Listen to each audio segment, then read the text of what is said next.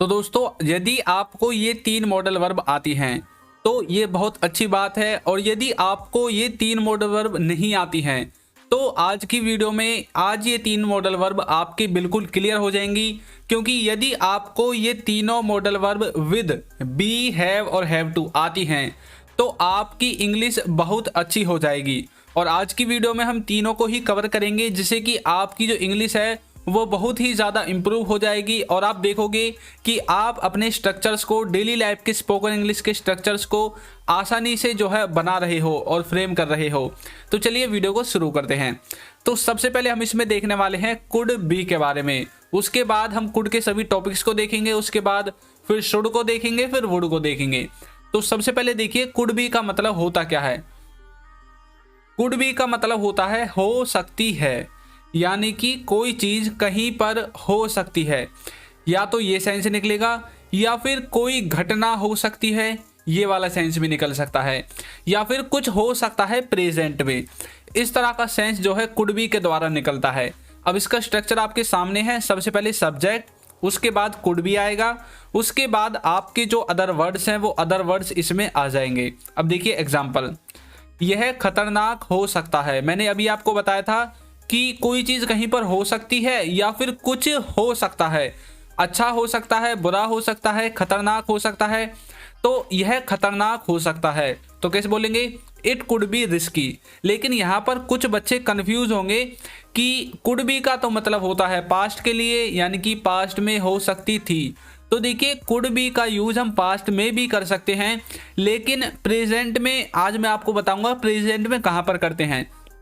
जब आपको ऐसा दिखे कि प्रेजेंट में किसी चीज की होने की सिचुएशन कम है, कम दिखे, लेस पॉसिबिलिटी दिखे, तब आपको प्रेजेंट में कुड बी का यूज करना है। आप कैन बी का भी कर सकते हैं, लेकिन कुड बी का मैं आपको बताऊंगा। यह खतरनाक हो सकता है, इट कुड बी रिस्की, इस तरह से। नेक्स्ट है वह यहाँ हो सकता है, कैसे बोलोगे, ही कुड बी हेयर, वह यहाँ हो सकता है। किसी व्यक्ति की आप बात कर रहे हैं, किसी बंदे की, अपने दोस्त की बात कर रहे हैं कि भाई वह यहीं पर हो सकता है, यानी कि यहाँ छिपा हुआ हो सकता है, तो ही कुड बी हेयर, इस तरह से। तो कोई चीज प्रेजेंट में कहीं पर हो सकती है और या फिर कुछ चीज हो सकती है, और यदि आप लेस पॉसिबिलिटी के साथ उसे बताना चाहते हैं तो आपको प्रेजेंट में कुड बी का यूज करना पड़ेगा। और यदि आप इसे ऐसे बोले कि यह खतरनाक हो सकती थी, वह यहाँ हो सकता था, तब भी आप कुड बी का यूज कर सकते हैं। लेकिन अब आपको यदि कोई हिंदी में ना बताए और इंग्लिश में तो दोनों एक जैसे हैं, तो अब आपको कैसे पता चलेगा। तो इनके बाद के जो सेंटेंसेस होंगे या फिर इससे पहला जो सेंटेंस होगा उसके द्वारा आपको पता चल जाएगा कि ये बात प्रेजेंट के लिए बोल रहा है या पास्ट के लिए बोल रहा है। ऐसा तो है नहीं कि आप सीधे जाकर इसी सेंटेंस को बोल दोगे, नहीं, आपके बीच कुछ ना कुछ कन्वर्सेशन होगी और उस कन्वर्सेशन में आपको पता चल जाएगा कि बात कहाँ की हो रही है। इस तरह से आप कुड बी को समझोगे।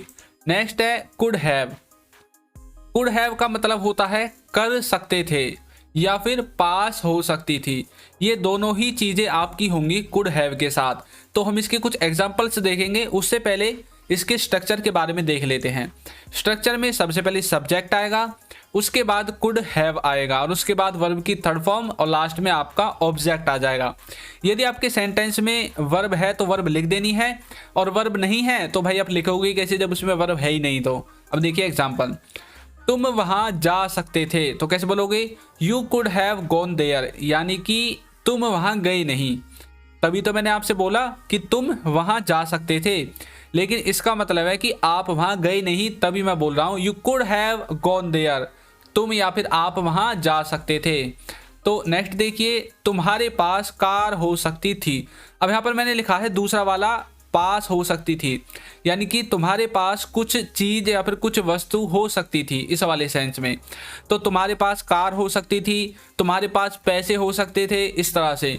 तो you could have a car, या फिर आप बोल सकते हैं यू कुड हैव मनी, तुम्हारे पास पैसे हो सकते थे, तुम्हारे पास एक किताब हो सकती थी, उसके पास एक साइकिल हो सकती थी। तो इस तरह से किसी के पास कुछ हो सकता था, उस वाले सेंस में आपको यूज करना है कुड हैव का। और दूसरा है कर सकते थे, कोई कार्य कर सकते थे पास्ट में लेकिन आपने किया नहीं। देखिए वह यहाँ आ सकता था, तो कैसे बोलोगे, he could have come here, वह यहाँ आ सकता था लेकिन वो आया नहीं। तभी तो मैं उससे बोल रहा हूँ कि भाई वह यहाँ आ सकता था लेकिन वो जानबूझकर नहीं आया, उसने सोचा कि मतलब हम पागल हैं। तो इस तरह का मतलब कुछ भाव निकलता है। जो भी आप अपने सेंटेंस के अनुसार बोलना चाहते हैं वो इसका सेंस निकाल सकते हैं, जो भी आपकी उस टाइम पर फीलिंग है। तो कुड हैव का मतलब आपको समझ में आ गया होगा, कर सकते थे या कोई चीज़ पास हो सकती थी, इस तरह से। अब गौर करने वाली बात यह है, जो ये दूसरा वाला सेंटेंस है, तुम्हारे पास कार हो सकती थी, यहाँ पर कोई भी वर्ब नहीं है। देखिए स्ट्रक्चर में you could have a car, यहाँ पर वर्ब नहीं दिखी, लेकिन इससे पहले वाले में तुम वहां जा सकते थे, you could have gone there. अब गॉन वर्ब की थर्ड फॉर्म है, यानी कि गो वेंट गॉन। इस तरह से आपको इसे समझना है। नेक्स्ट है कुड हैव टू, और इसके बाद हम देखने वाले हैं शुड को और उसके बाद वुड को। कुड हैव टू का मतलब होता है करना पड़ सकता है, मतलब पॉसिबिलिटी कम है कि प्रेजेंट में आपको कुछ करना पड़ सकता है या फिर नियर फ्यूचर में, लेकिन उसकी पॉसिबिलिटी कम है। इस तरह से आपको इसे बोलना है। स्ट्रक्चर में सबसे पहले सब्जेक्ट, फिर कुड हैव टू और वर्ब की फर्स्ट फॉर्म के साथ ऑब्जेक्ट। जहां पर भी आपको हैव टू दिखेगा उसके बाद हमेशा वर्ब की फर्स्ट फॉर्म ही लगेगी। कोई रियल एक्सेप्शनल केस है तो वो अलग बात है, लेकिन हमेशा वर्ब की फर्स्ट फॉर्म लगती है। देखिए उसे जाना पड़ सकता है, तो कैसे बोलोगे, he could have to go, उसे जाना पड़ सकता है, he could have to go. Next है तुम्हें खेलना पड़ सकता है, तो इसको कैसे बोलोगे, you could have to play, तुम्हें खेलना पड़ सकता है, इस तरह से। नेक्स्ट है उन्हें देखना पड़ सकता है, they could have to watch. तो इसी तरह से किसी को कुछ करना पड़ सकता है, मुझे जाना पड़ सकता है, उसे आना पड़ सकता है, हमें भागना पड़ सकता है, हमें पैसे पे करने पड़ सकते हैं, उसे टेम्पो से आना पड़ सकता है, उसे जो है कॉलेज जाना पड़ सकता है, उसे इंग्लिश सीखनी पड़ सकती है। तो कोई चीज़ करना पड़ सकता है और वो चीज़ आपकी एक तरह से मजबूरी हो सकती है, किसी के प्यार से बोलने से करना पड़ सकता है, किसी के धमकाने से करना पड़ सकता है, या फिर मजबूरी में करना पड़ सकता है, लेकिन वो कार्य आपको करना पड़ सकता है। ये वाला सेंस निकलेगा। जरूरी नहीं है आप उसे करोगे ही, लेकिन हम एक अंदाजा लगा रहे हैं कि भाई आपको यह करना पड़ सकता है, वो करना पड़ सकता है, वहां जाना पड़ सकता है, इस तरह का सेंस निकलेगा। तो कुड हैव टू आपके समझ में आ गया होगा। तो कुड वाले हमने तीनों जो है कवर कर लिए हैं। अब देखते हैं next should be. Should be का मतलब होता है होना चाहिए या फिर रहा होना चाहिए, किसी को कहीं पर होना चाहिए या फिर कोई कार्य कर रहा होना चाहिए। इन दोनों ही सेंटेंसेस में आपको शुड बी लगेगा। अब देखिए कैसे लगेगा। सबसे पहले सब्जेक्ट, उसके बाद शुड बी और अदर वर्ड्स लास्ट में आ जाएंगे। अब देखिए कैसे, उसे घर पर होना चाहिए, तो कैसे बोलोगे, he should be at home. तुम्हें ऑफिस में होना चाहिए, you should be in office. उसे स्कूल में होना चाहिए, he should be in school. उसे क्लासरूम में होना चाहिए, he should be in classroom. तो इस तरह से आप इसे बोलोगे। मुझे खेल रहा होना चाहिए, अब यहाँ पर क्रिया है, मतलब कार्य है। यहाँ पर मुझे खेल रहा होना चाहिए मतलब इस टाइम पर मुझे खेल रहा होना चाहिए, लेकिन मैं खेल नहीं रहा, इस तरह का भाव देगा। कैसे बोलोगे, आई शुड बी प्लेइंग, इस तरह से बोलोगे। नेक्स्ट देखिए, उसे पढ़ रहा होना चाहिए, he should she should be studying. तो इस तरह से किसी को कुछ कर रहा होना चाहिए, उस वाली सेंस में आपको यूज करना है शुड बी का वर्ब के साथ और उसके बाद आईएनजी। और जो शुड बी एक और है जिसमें आपकी वर्ब नहीं होगी, जिसमें होगा होना चाहिए।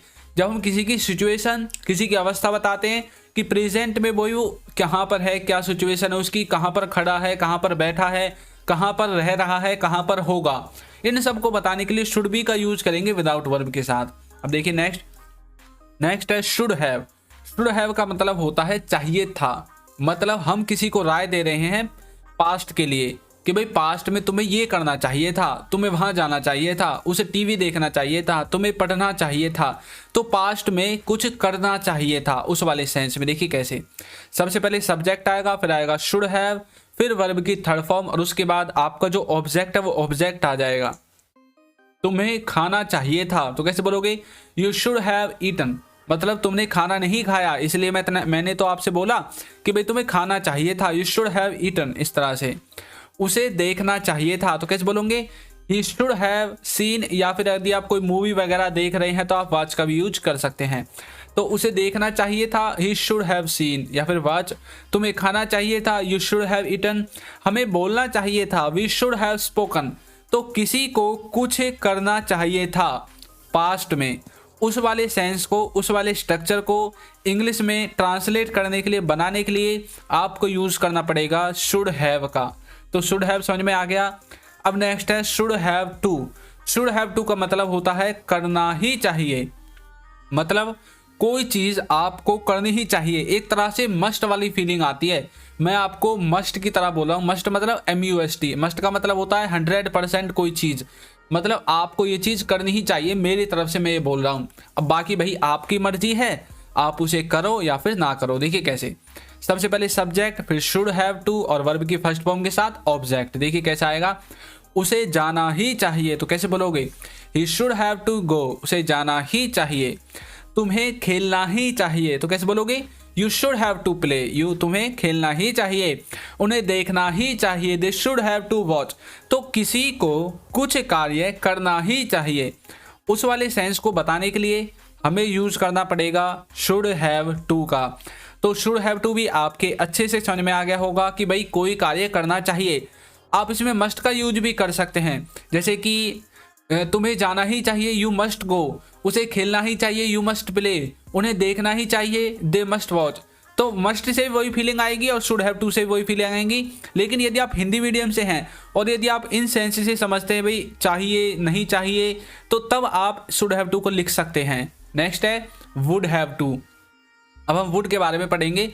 वुड हैव टू का मतलब होता है करना पड़ता होगा, कोई कार्य करना पड़ता होगा किसी को, किसी सब्जेक्ट को, किसी ऑब्जेक्ट को, या फिर किसी को भी करना पड़ता होगा। हमारा जो मेन मकसद है वो ये है कि भाई तुम्हें वो कार्य करना पड़ता होगा।